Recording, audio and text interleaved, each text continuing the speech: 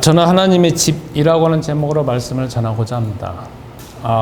우리가 세상에 살면서 신문을 많이 봅니다. 요즘에는 어떤 학자가 말을 하기에 이제 대한민국은 예전에 1950년대 전쟁이 일어나가지고 모든 것이 다 폐허가 되어졌을 때에는 그때는 이제 똑같은 시작 가운데 있었다는 겁니다. 뭐 어떤 사람들 외에는. 그러다가 이제 50년, 60년이 흘러고 70년이 흘러갔죠. 그러다가 보니까 이제 뭔가가 정착이 되어지고 고착화가 되어졌다는 겁니다. 그래서 신분도 고착화되어졌고 그 다음에 정치, 경제, 사회, 문화도 고착화되어졌다는 겁니다. 고착화되어졌다라고 하면은 이제 1950년대부터 지금 70년이 흘러갔으니까 적어도 1세대, 2세대, 3세대 정도까지 흘러가는 가운데 있는 것이고, 그러다가 보니까 부모님 아니면 조부모님의 그 어떤 지위나 가지고 있는 어떤 재력이나 그것 자체도 그대로 그냥 세습이 되어진 가운데 고착화되어졌다는 측면에서 말을 하고 있습니다. 그러니까 요즘에는 예전에는 뭐 개천에서 용난다 아니면 이제 뭐 내가 뭐 공부만 잘하면 된다 해가지고 성공하는 것 자체가 예전에 비해서는 너무 어렵다는 겁니다. 그래서 저는 이제 그 학자가 하는 말을 통해서 그렇게 고착화되어졌구나라고 하는 걸 느껴집니다. 그러면서도 이제 우리가 알게 모르게 사회에서 밑바탕에 깔려져 있는 거는 내가 사회생활 할 때 내 부모님이 누구냐, 내가 어떤 학교를 나왔느냐, 그리고 내 조상들 어떤 것이냐, 그런 모든 것 자체가 다 이어봤기 때문에 내가 어떤 부모님으로 어떤 부모님의 자녀로 태어나는 이게 참 우리도 모르는 가운데 알게 모르게 중요하다는 겁니다. 근데 왜 제가 이 말씀을 드리냐면 우리가 세상에서 그렇기도 하지만 신앙생활 하는 가운데에서 우리는 큰 이 눈을 열어본다라고 하면 이 지구상 아니면 이 온 우주를 만드신 주 하나님이 계시고 주 하나님과 그리스도와 주 성령님이 계시면서 세상이 쭉 이끌어가는 것이고, 이걸 만약에 큰 거대한 기업이라고 따져본다라고 하면은 내가 하나님의 자녀이냐 아니냐, 그리고 내가 하나님의 자녀도 아니면서 그냥 외인이냐 아니면 뭐 노숙하는 사람이냐 하숙생이냐, 이거에 따라서 우리가 세상에 살아가는 방식이 다를 것이고, 우리도 다르지만 주 하나님도 우리에게 대접하는 게 다르다는 것입니다. 그래서 신앙인은 교회 생활을 하면서 제일 중요한 게 내가 누구냐. 물론 우리의 부모님과의 관계에서, 직장과의 관계에서 내 이치도 중요하지만 큰 의미에서, 왜? 이 세상은 아니면 내 직장은 아니면 내 부모님은 아니면 내 자녀는 뭐 몇십 년 후면은 다 헤어질 수밖에 없는 상황이지만 우리가 영원이라는 관점에서 이 세상을 보고 영원이라는 관점에서 이 세상 전체를 바라볼 때에는 우리는 그냥 60년, 70년, 80년 살아가는 거지만 주 하나님의 관점에서는 영원으로 보기 때문에 우리는 영원한 관점에서 어떻게 하면 우리가 하나님의 자녀가 되느냐, 이게 참 중요하다는 겁니다. 그런데 주 하나님의 자녀가 되는 것은 다른 부분은 내가 노력하고 봉사하고 아니면 열심을 다하고 뭐 하면은 그만만은 어떤 결과가 나옵니다. 근데 주 하나님의 자녀가 되는 거는 내가 뭔가 노력을 해서 뭔가 선행을 해서 되어지는 것이 아니고, 그거는 내가 했기 때문에 어떤 적정한 수준이 되어지면 나한테 주어지는 것도 아니고, 그거는 주 하나님이 일방적으로 하셔야 되는 거고, 나는 그걸 일방적으로 믿느냐 안 믿느냐 거기에 먼저 달려있다는 겁니다. 예를 들어 보겠습니다. 제가 맨날 아니라 가끔 예를 들어보는 게 코로나 예를 들지 않습니까? 여러분 코로나 다 걸린 사람 많습니다. 여기도 보니까 다 코로나 걸렸던 분들이 대부분이네요. 코로나 걸렸습니다. 그러면 나가야 되잖아요. 나가려면 뭐가 필요합니까? 치료제가 필요하잖아요. 물론 제가 말하는 치료제는 참 이상적인 치료제입니다. 제가 말하는 치료제는 그냥 국가에서 만든 치료제가 아니고 개개인의 상황과 상태에 맞는 치료제를 저는 이상적인 치료제라고 생각하는데, 그런 치료제는 세상에 없잖아요. 그죠? 요즘에 또 치료제 먹어가지고 그 부작용 나갖고 죽은 사람 많잖아요. 그건 왜 그러느냐? 그거 자체는 일방적으로 표준으로 만들어놨기 때문에 개인에게 맞기에는 너무 안 맞는 사람도 많다라는 거죠. 그러면 다시 이야기해서 코로나 걸린 사람이 가장 필요한 게 치료제입니다. 근데 치료제는 내가 할 수 있는 일이 뭘까요? 개발할 수 있어요? 못하잖아요. 우리나라도 제대로 개발이 안 되는데. 그러니까 코로나 걸린 사람이 가장 필요한 건 빨리 치료제를 구해서 빨리 낫는 것이 필요한 것이고, 그 치료제를 어떻게 구할 것인가 이렇게 생각해야 되는 것이지, 아 내가 치료제를 개발을 해야 되겠다, 내가 어떻게 하면 치료제를 개발할까, 그거 노력한다고 되는 게 아닙니다. 그거는 우리가 할 수 있는 일이 아니라 우리가 할 수 없는 분야라는 겁니다. 이걸 똑같이 이쪽으로 적용해 본다라고 하면, 우리가 하나님의 자녀가 되는 거는 세상에 살아가는 거는 노력이 필요합니다. 그리고 지혜도 필요하고 공부도 필요하고 많은 도전이 필요합니다. 근데 내가 하나님의 자녀가 되어지는 건 똑같습니다. 우리는 창세기 3장 1절부터 5절 상태에 이미 처해져 있기 때문에 하나님의 자녀가 될 수 있는 방법은 뭐냐면, 내가 노력해서 뭔가를 개발하니까, 선언을 하니까, 그 자체는 인간이 가지고 있는 오만에 불과합니다. 무지에 불과합니다. 아까 코로나 똑같이, 치료제 똑같이. 뭘 필요하느냐? 주 하나님이 주시는 해결책, 주 하나님이 주시는 치료제, 주 하나님이 일방적으로 주시는 해결책, 주 하나님이만이 하실 수 있는 그 방법으로 주신 그 일이 뭐냐? 창세기 3장 15절에 메시아라고는 원형이라는 겁니다. 메시아, 그리스도. 그래서 우리는 할 수 있는 게 딱 한 가지 있습니다. 아, 치료제가 주 하나님이 주신 치료제가 유일한 게 그리스도구나. 나는 뭐냐? 내가 할 수 있는 게 딱 하나 있습니다. 그걸 믿느냐 안 믿느냐. 둘 중 하나밖에 없습니다. 일단 먼저는 믿어야 됩니다. 치료제, 코로나 걸리면 치료제 먹어야 되잖아요. 그 이후에 효과가 나타나고 안 나타나고는 그 다음에 시간이 흘러가야 되지 않습니까? 우선은 먹어야만이 이 속에서 역효가 이제 자꾸 이제 커져가면서 약효가 이제 드러나는 가운데에서 나아지는 과정으로 가는 거잖아요. 그러니까 똑같은 것처럼 내가 창세기 3장 1절부터 5절에 절대 하나님을 만날 수 없는 존재인데도 불구하고 나는 그리스도라고는 치료제를 내가 요한복음 1장 12절에 영접함으로 인하여서 내가 하나님의 자녀가 됐습니다. 그런데 여기 어떻게 약효가 나타나느냐, 얼마나 효과가 드러나느냐, 각 개인의 행실이 어떻게 드러나냐 하는 것은 시간이 걸려야 돼. 모든 것의 문제는, 모든 것의 초입은, 모든 것의 끝난 거는 뭐냐? 가장 중요한 거는, 내가 할 수 있는 거는 일단 먹는 거, 일단 받아들이는 거, 일단 그리고 영접하는 거. 이게 가장 먼저 해야 될 일이라는 겁니다. 사실 그게 다 끝난 건데도 불구하고 우리는 끝난 건지를 모르지만 어쨌든 그렇습니다. 그러면 이걸 똑같이 여러분과 나의 삶에 적용해 본다라고 하면, 그러니까 우리가 바깥에서 신앙생활 하는 사람 많습니다. 종교생활 하는 사람 많습니다. 그리고 타종교 생활하는 사람 많습니다. 그런데 이야기를 해보다 보면 뭐가 느껴지냐면, 한편에서는 답답하기도 하고, 한편에서는 안쓰럽기도 하고, 한편에서는 불쌍하기도 합니다. 왜요? 그분들은 자신이 하나님의 자녀인지도 몰라요. 두 번째, 하나님의 자녀가 되는 거를 어떻게 하는지도 정확하게 몰라요. 그 다음에 자기가 처하고 있는 상황이 창세기 3장 1절부터 5절이라는 것도 몰라요. 그러니까 마구잡이로 뭐 해야 되느냐면, 모든 인간이 마찬가지지만 뭔가를 하면 이걸 하고 저걸 하고 저걸 하고 저걸 하고 열심히 뭐 하면, 누구 말 잘 들으면 뭐 이러면 언젠가는 되겠지, 이렇게 해가지고 뭐 불가능한 어떤 목표를 향하여서, 그리고 머나먼 미래에 어떤 되어질 수도 있고 안 되어질 수도 있는 그런 어떤 미지의 어떤 목표를 향하여서 계속 노력하고 있는 모습을 봅니다. 그러니까 어떻게 보면은 그걸 믿기로 해서, 그걸 하나의 무기로 해가지고 사람들을 계속적으로 노력질하고 사람들을 계속 해방하고 못 가도록 방해하고 있는 그것과 다 보이니까 참 답답하다는 겁니다. 자, 다시 이야기합니다. 여러분, 코로나 치료제 개발할 수 있어요, 없어요? 대한민국도 제대로 못해요. 전 세계에서 할 수 있는 게 몇 개 회사밖에 없어요. 근데 내가 지금부터 열심히 해야 되겠다. 불가능한 도전이라는 거예요. 내가 할 수 있는 건 뭐냐? 내 수준에서 열심히 일하고, 열심히 가정생활하고, 열심히 직장생활 하는 거 하면서 그거 먹으면 돼요. 내가 할 수 있는 건 그거밖에 없어요. 똑같이. 우리 인간은 창세기 3장 1절부터 5절.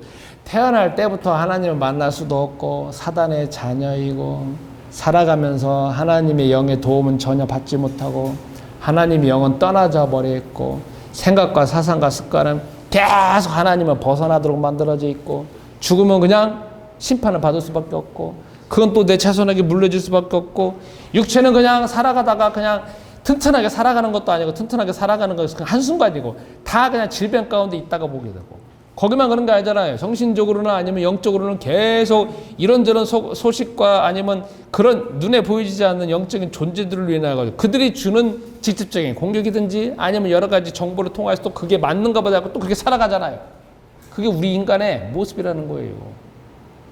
그러니까 벗어날 수 있는 거는 내 노력이 아니라 하나님의 자녀가 될 수 있는 길은 창세기 3장 15절 메시아라고는 언약밖에 없다는 겁니다. 그래서 여러분, 우리는 살아가는 모든 가장 기초가 내가 하나님의 자녀로 살아가는 거지, 하나님의 자녀가 될 수도 있고 안 될 수도 있으니까, 아니면 이것도 해보고 저것도 해보고, 발판 자체가 다르다는 겁니다. 그래서 나는 하나님의 자녀라고는 모든 거기서부터 출발한다는 겁니다. 신앙생활은. 만약에 또 이런 경우가 있습니다. 진짜 하나님의 자녀인지 아닌지 난 모르겠다. 아니면 뭔가 센시티하는 뭔가가 와야지 하나님의 자녀 아닌가라고 생각할 수 있습니다. 그건 다 다릅니다. 중요한 거는 아까 다시 이야기했지만 코로나 약을 먹으면 그 다음에 효과가 나타나는 건 시간이 걸리잖아요. 그죠? 시간이 걸리면서 나아가는 과정으로 가잖아요. 내가 그리스도를 통하여서 그리스도를 내 마음속에 영접하면 나는 하나님의 자녀가 됐습니다. 그런데 이것 자체가 확인되려면 시간이 걸리고 사건이 벌어지게 되고 환경이 벌어지게 되고 은혜 받게 되어지고 또 예배를 드리는 가운데서 차근차근 이게 알아가지는 과정입니다. 그러나 우리는 먼저 확신을 가져야 되는 게 뭐냐면 내가 하나님의 자녀구나 라는 것부터 출발해야 된다는 겁니다. 그래서 여러분, 기도하거나 찬송하거나 예배드리거나 할 때 가장 밑바탕에서 자녀로서 당당히 예배를 드리고 자녀로서 당당히 기도하는 게 아니라 이거 안 드리면 혼나는 거 아닌가 라는 자체는 가장 밑바탕부터 지금 터가 잘못됐다는 겁니다. 두 번째, 여러분이 하나님의 자녀인데 세상에 살다 보면요 참 힘든 일 많습니다. 왜 그런 줄 아십니까? 세상이 원래 힘든 것이니까 그렇습니다. 오늘 여러분과 내가 디모데전서 3장 1절부터 16절 읽었습니다.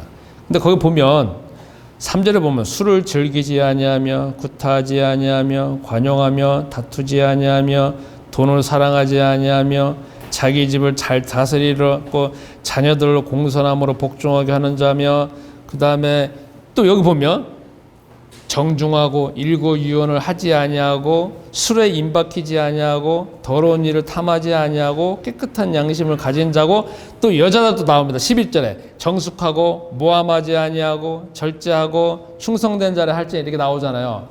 이게 있잖아요. 앞으로 되어질 과정을 말하는 거지 현실은 아니라는 거잖아요. 그죠?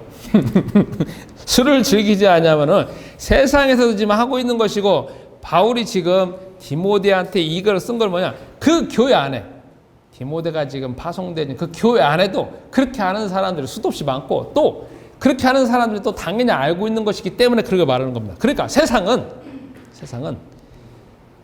여기 보면 죄송스러운 이야기지만 11절에 여자들도 이와 같이 정숙하고 모함하지 아니하겠잖아요. 세상은 있잖아요. 모함으로 살잖아요. 그죠? 여기 보면 돈을 사랑하지 아니하면 나오죠. 세상은 있잖아요. 돈이 모든 거잖아요. 사랑해야죠. 그러나 모든 거잖아. 모든 거. 그 다음에 술을 즐기지 아니하며, 이거 술을 즐기지 아니하는 사람 바깥에서 술을 즐기지 아니하는 게 아니잖아요. 그냥 술에 그냥 입 막히며 살고 있지 않습니까? 그 다음에 여기 보면은 자기 집을 잘 다스려 자녀들로 겸손함으로 복종하게 하는, 세상은 또 그렇지 않잖아요.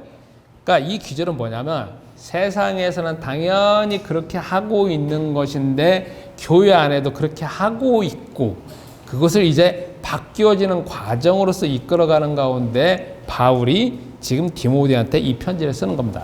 그러면 여러분, 이번 한 주가 살아가는 가운데 편하게 사셨습니까? 아니잖아요. 왜 편하게 안 사느냐? 세상은 아까 말한 것처럼 이런 사람들, 이런 문화, 이런 정치, 이런 경제, 사회 문화가 다 장악되어져 가지고 여러분과 나를 공격하고 있고 여러분과 나에게 피해를 끼치고 있고, 어떤 분들은 그걸 활용해서 또 돈을 버는 사람도 있으니까 그렇다는 겁니다. 그렇기 때문에 우리는 이런 일로 인해 가지고 계속적으로 세상에서 있기 때문에, 세상은요 여러분이 만나는 사람들 가운데에서 꼭 살펴보셔야 될 게 뭐냐면, 그분들은 법이 있어요. 근데 법대로 지키는 게 아닙니다. 법은 최소한으로만 가지고 있습니다. 그죠? 양심이 괜찮다? 양심도 다 수준이 다 다릅니다. 어떤 사람들은 내 것도 내 거, 남의 것도 내 거, 남의 것 100% 내 거. 그런 양심을 가진 사람이 있어요. 그럼 나는 만약에 정상적인 양심을 가지고 있어요. 상대방의 양심 자체도 없어. 이게 대화가 되겠냐고요. 그러니까 바깥에서 보여지고 있는 사랑 아니면 이 교회 안에서도 여러분과 나와 상대방과 대화하는 가운데서 모든 밑바탕에는 뭐가 깔려 있느냐? 법이 없어요. 그리고 자기 이익, 그 다음에 자기 능력, 자기 체력, 그리고 자기의 모든 욕심을 위해서 살아가고 있는 게 이 세상이라는 거예요. 성경은요, 창세기 1장부터 요한계시록 끝장까지 사람을 믿으라는 기질이 없어요. 하나님을 믿으라가 나와 있지. 근데 우리는 거꾸로 가잖아. 어떻게? 창세기 1장부터 요한계시록 끝장까지 하루 종일 사람을 믿어. 근데 하나님은 안 믿잖아요. 그죠? 우리 사람 믿어. 그쵸? 왜? 우리 부모님에게부터 어렸을 때부터 그렇게 살아왔으니까. 부모님은 다 우리 걸 주니까 그냥 믿음 바탕이 깔려 있잖아요. 그러다가 이제 사회에 나가서 친구도 만나고 뭐도 만나는데 부모님 같지가 않잖아요. 나는 다 주는데. 아니잖아요. 자꾸 이제 사기도 당하고 피해를 당하는 가운데 이제 내성이 생기는 거 아니겠습니까? 그러니까 우리는 이번 한 주간 내가 아무리 하나님의 자녀다고 할지라도 바깥에서 만나고 있는 사람과 환경과 사건으로 인해서 나도 모르는 가운데에서 내가 피해를 받을 수밖에 없고 피해를 입을 수밖에 없고 아니면은 그런 상황이 수도 없이 생긴다는 겁니다. 그러면 세 번째, 그럼 우리는 어떻게 대처해야 됩니까? 이게 문제입니다. 자, 이렇게 생각하시면 됩니다. 그런 문제가 오면은 보통 제가 예전에 했던 방법이 있습니다. 아, 내가 기도 안 해서 이랬나 보다. 하나님은 치시는가 보다. 왜 제가 그렇게 생각할 수밖에 없었냐면 나의 부모님들이 아니면 그때 당시에 신앙생활 잘하고 계시는 권사님들이 꼭 하시는 말씀이 그거였어요. 뭔가 해가지고 어려운 일이 딱 생기면 야, 너는 기도 안 해서 그런 거야. 그래서 항상 어떻게 되냐면 그런 문제에 대한 원인을 내 안에 있다라고 생각을 한 거예요. 내 안에. 갑자기 내 안에 하니까 좀 이상하네. 내 안에 없어요. 내 안에 없다고요. 그 문제를 내 안에 가져가고 내가 뭐 이러면 되고 저러면 되고 성실하게 하면 되고 그건 있잖아요. 다 뭐냐? 쉽게 표현하면 그걸 이용하는 사람들한테 우리가 모르는 가운데 피해를 입고 있는 거예요. 그렇잖아요. 그러니까 왜 세상은 그러느냐? 왜 저 사람은 그러냐? 아니라니까. 세상이 원래 그렇다는 거예요. 세상이. 왜? 사람은 창세기 3장 1절부터 6절로 인하여서 5절로 인해서 밑바탕에 자기가 신이에요. 자기가 생각하는 거, 자기 욕심, 자기 계획, 자기 어떤 야망 자체가 유일한 기준이라는 거예요. 그래서 그걸 위해서 사람들을 이용하고 사람들을 획책하고 그 다음에 사람 걸 빼앗게 돼 있어요. 그것 자체는 여러분 옆에 보여지고 있는 사람 다 그런 사람들이라는 거죠. 성경은 그 사람들을 이해하라고 말하지 않아요. 성경은 그 사람들을 포옹하라고 말하지 않아요. 어쩔 수 없이 사랑하라고 해요. 왜 그런 줄 아세요? 사랑하라는 거는 그걸 알고 나면서 내가 피해를 입는 거지만 내가 피해를 입는 거지 내가 그걸 모르는 가운데 뭔가 퍼주는 게 아니라는 거죠. 그렇기 때문에 우리는 먼저 사람들을 믿는 것 자체 먼저 그 기준 자체도 바뀌어져야 되는 거지만 문제가 생겼을 때 그걸 내가 뭐해서 아는가 보다 해가지고 자기 자신 안에 내면으로 그 문제를 끌고 들어오면 안 된다는 거죠. 이해 가시겠습니까? 그건 무슨 문제냐? 그 사람 문제예요. 그건 무슨 문제냐? 그 사람의 욕심이 문제예요. 그건 무슨 문제냐? 그 사람의 어떤 정치, 경제, 사회 문화라고 장악되어지는 그 구조상의 문제예요. 그렇죠? 여러분 생각해 봅시다. 신앙생활 잘 하시는 분이 아까 말한 것처럼 문제가 생기면 하나님이 나를 쳤다고 말합니다. 하나님 뭐다가 쳤겠어요. 그죠? 아니 이 바쁘게 살아오고 돈도 그렇게 많지도 않고 그 다음에 배운 거나 가지고 있는 능력 자체도 그렇게 많지가 않고 열심히 살아가는데 그리고 하나님이 자녀로 살아가는데 뭐 문제가 생기면 하나님 쳤다라고 하면 아 그럼 그 하나님 왜 믿냐고. 여러분 믿고 싶어요? 나도 안 믿지.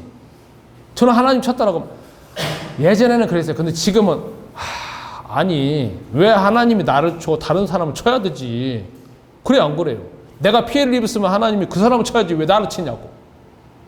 주 하나님이. 그 하나님 만약에 여러분과 나의 아버지라면 여러분 믿겠어요? 나는 안 믿지.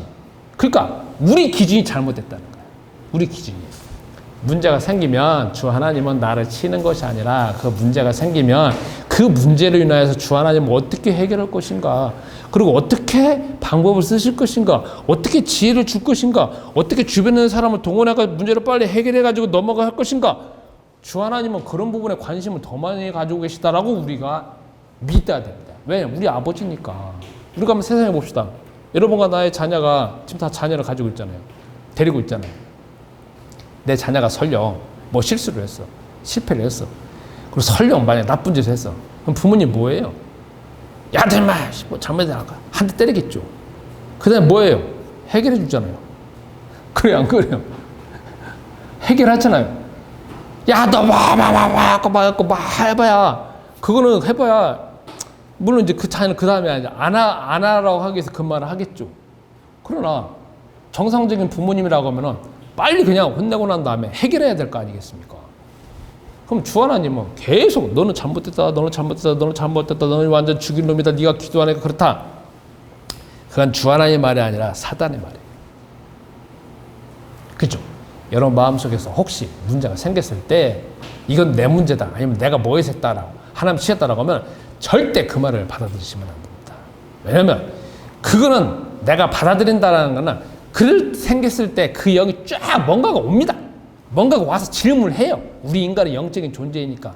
그래갖고 여러분이 내가 뭔가 보다. 그러면 계속 이 안에서 또 아래를 틀어가지고 계속 나는 문제에 휩싸이게 됩니다. 정상적인 문제를 해결하는 것이 아니라 내 안에서 그걸 인해할 것이 있잖아요. 더 갈등이 생겨가지고 문제를 해결이 안 되는 겁니다. 자, 그러면 문제를 해결해야 됩니다. 자, 문제를 해결해야 되는데, 그러니까 문제가 생기면 저거는 어떻게든지 내가 저 사람의 문제고 조직의 문제니까 어떻게 해결할 것인가라고 하면서 거기에 집중해서 기도하셔야 됩니다. 근데 여러분, 이거 보면 뭐가 나와 있느냐? 자, 기도하는데 나 혼자 해결하기가 참 어려워요. 그죠?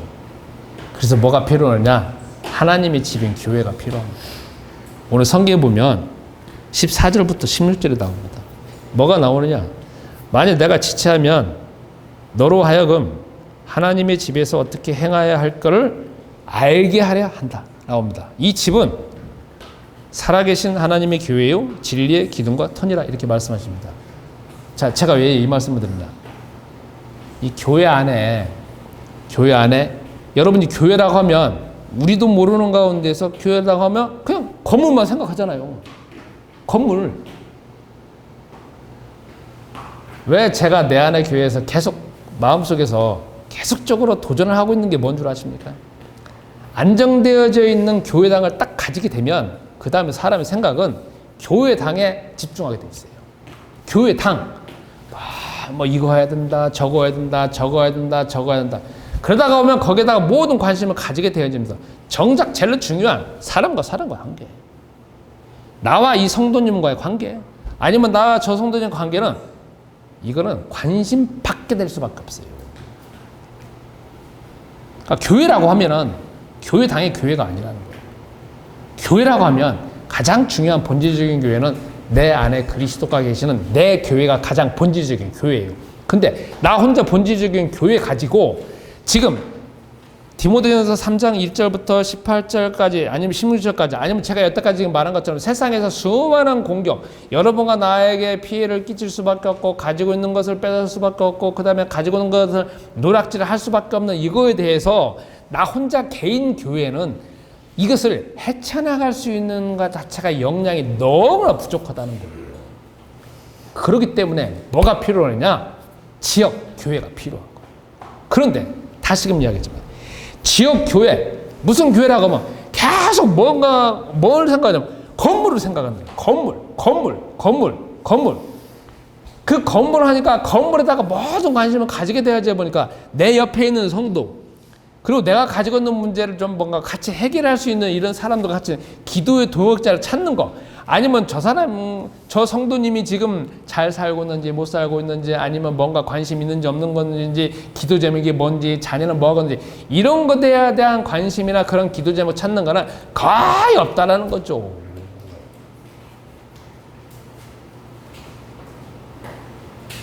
그래서 여기에서 뭐가 필요하냐? 하나님의 집인 교회가 필요합니다. 그래서 여러분, 교회는 교회당이 아닙니다. 저 따라서 하겠습니다. 교회는 교회당이 아니다. 지역교회는 교회당이 아니다. 교회는 내 개인 교회가 진정한 교회이고, 여러분과 나 교회가 옆에 있습니다. 이 교회의 관심, 이 교회의 기도 제목, 이 교회의 아픔, 이 교회의 어떤 애로사항, 그런 것 자체를 같이 공유하면서 같이 응답받는 것으로 나아가는 것이 교회지. 이 관계가 교회지. 관계가. 왜? 나 혼자만 있는 게 아니라 나 혼자 있는 교회에서 관계로 해가지고 관계가 더 형성되어지고 관계가 문제가 해결돼. 이것이 진정한 또 지역 교회지. 건물 교회가 아니라는 거예요. 제가 터키를 가보고 이스라엘 가보고 그 다음에 그리스를 가봤습니다. 근데 거기 성지순례가 있어요. 성지순례 때문에 갔습니다. 성지순례 가니까 교회 터는 있어요. 교회 터. 그걸 인해 가지고 저기서 예배를 드렸구나라는 건 느껴집니다. 그런데 중요한 건 그건 성지가 아니잖아요. 성지가 아니잖아요. 그냥 건물이고 없어진 거잖아요. 그냥 터잖아요. 터. 거기 물론 뭔가가 있다라는 건 있는 거지만 중요한 건 여러분과 나의 성도와 성도끼리의 관계라는 겁니다. 그러면 다시 이쪽으로 돌아와서 아까 첫 번째 말하고 두 번째 말하고 세상에서는 수많은 여러분과 내가 가지고 있는 거 다 빼앗으려고 이렇게 오는데 나 혼자 개인 교회를 그거를 헤쳐나갈 수가 없는 것이니까 뭐가 필요하냐? 같이 옆에서 기도하고 같이 옆에서 문제를 해결하고 같이 옆에서 지혜와 지식과 능력을 같이 동유하면서 공유할 수 있는 이런 관계적인 개인 교회가 필요하다는 겁니다. 그게 바로 지역교회라는 겁니다. 그래서 여러분, 이 관계로 인한 교회를 소중하게 여기시기 바랍니다. 그러니까 바울이 저는 이렇게 해석할 것입니다. 이 지역과 개인이 뭉쳐져 있는, 그리고 교류되어져 있는, 연합되어져 있는 이 계속적으로 교류되어진 이 교회를 더 중요하게 여기시고, 그리고 이게 가장 중요한 지역교회의 본질이라는 겁니다. 그러면 여러분 어떻게 해야 되겠습니까? 이 건물 신경 안 써도 됩니다.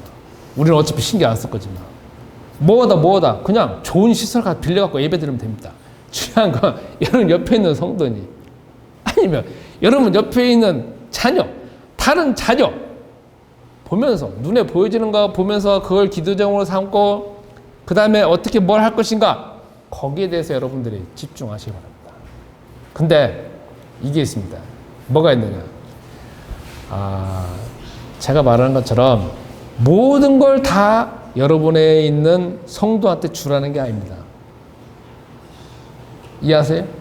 내 시간 다 팽개쳐 놓고 저 사람을 다 도와줘야겠다, 그게 아니라는 겁니다.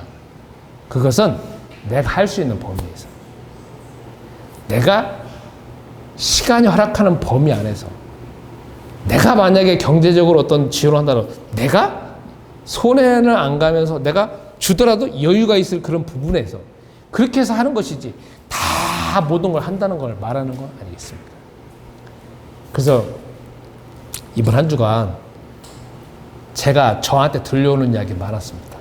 이분도 뭔가 답답하고, 저분은 제가 들었을 때 갑자기 한 1분 동안 있잖아요. 가슴이 멍해가지고 이런 일도 있습니다. 이런 일도 있습니다. 그거를 여러분들이 지나치지 마시고, 적어도 그 성도님이 가지고 있는 아픔이나 갈등이 그것도 나의 문제니까, 왜냐면 지역교회에 있는 거니까, 그렇기 때문에 그거를 기도 제목으로 삼으시고 어떻게 같이 얼마나 조금 해볼 것인가, 이렇게 해서 자꾸 세워져 가서 하는 것 자체가 교회라는 겁니다. 그래서 이번 주에 여러분들이 페이스북에서 여러분 주변에 있는 성도님들을 뵐 때, 다른 개인 교회를 뵐 때, 그때 문제가 생겼을 때 비판하고 구중하고 뭐 하는 것이 아니라 내 차원에서 내가 어떻게 뭔가를 해볼 것인가, 그걸 놓고 기도하시면서 나아갈 때 진정한 교회가 더욱더 계속 가는 방향으로 되어지는 것이고, 교회가 더욱더 터가 닦여지는 그런 기회가 될 것입니다. 우리 말씀 붙잡고 1분 동안 기도하시겠습니다. 광고 말씀드리겠습니다. 날씨가 이제 조금 선선해지면서 또 이제 사회생활도 좀 많이 하는 그런 상황입니다. 우리 주변에 우리는 지금 페이스북을 통해서 좀 우리가 평상시에 보고 있기 때문에 여러분 주변에서 있는 사람들의 뭐 이런 말하고 저런 말 할 때 잘 보시고 그걸 기도 제목으로 삼으셔가지고 꼭 같이 협력하면서 기도응답 받는 시간 되었으면 합니다. 이 세상은 혼자 살 수도 없습니다. 교회는 더더구나 마찬가지입니다. 그리고 여러분의 문제도 여러분은 혼자로서 해결하기가 참 버겁습니다. 그래서 옆에 있는 성도님들이 같이 필요합니다. 그런 부분을 잘 하셨으면 좋겠습니다. 내 안의 교회는 평상시 이제 모든 활동이 페이스북에서 이루어지고 있습니다. 그래서 매일매일 뭐 기도하고 신앙생활 하는 것 자체가 이게 습관화가 참 필요하고 경건의 이 훈련이 참 필요합니다. 그래서 이런 부분을 여러분들이 페이스북 보면서 잘 활용하셨으면 합니다. 제가 기도하고 일부 예배를 마치겠습니다. 주님, 이 시간 예물 드립니다. 이 예물이 주의 복음 위에 온전히 쓰여지게 하옵소서. 우리가 가지고 있는 재능과 기능을 잘 발휘하여서 주 하나님의 자녀로서의 직분을 잘 감당하게 하시고, 세상에서 우리도 모르는 가운데 이유 없이 닥치는 수많은 환난과 고통에서 능히 이겨내게 하시고, 또 우리 개인을 향한 주 하나님의 고요한 계획을 성취하는 그 과정으로 주께서 인도하여 주옵소서. 이제는 우리 주 예수 그리스도의 은혜와 아버지 하나님의 무궁하신 사랑하심과 성령님의 교통하심이 말씀 붙잡고 응답받기를 소원하는 주의 모든 사명자들과 내 안의 교회 성도님들과 이 시간 온라인으로 예배드리는 모든 분들에게 이제부터 영원토록 함께 있을지어다. 아멘.